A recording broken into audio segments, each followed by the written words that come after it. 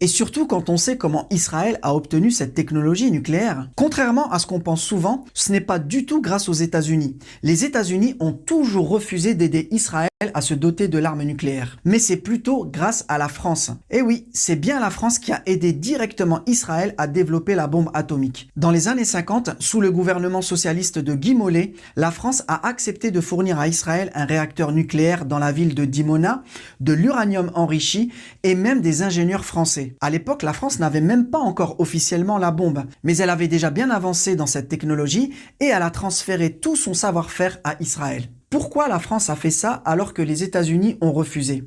Eh bien, il faut comprendre le contexte de l'époque.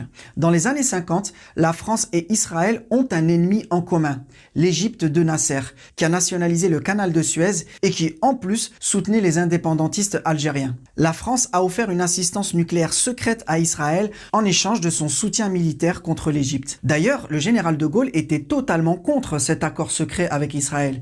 Et quand il arrive au pouvoir, en 1958, il arrête directement cette coopération.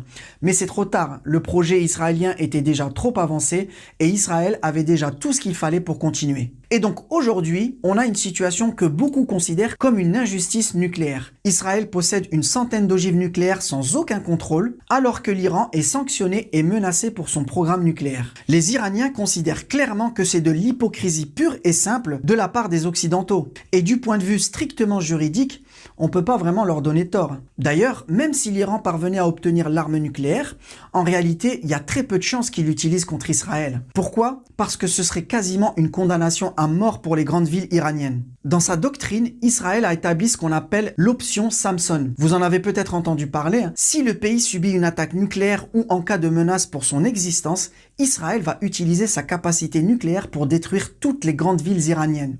Et selon cette doctrine, les dirigeants israéliens peuvent parfaitement le faire. Israël a largement assez d'ogives nucléaires pour détruire toutes les grandes villes iraniennes. Et les dirigeants iraniens le savent très bien. Tout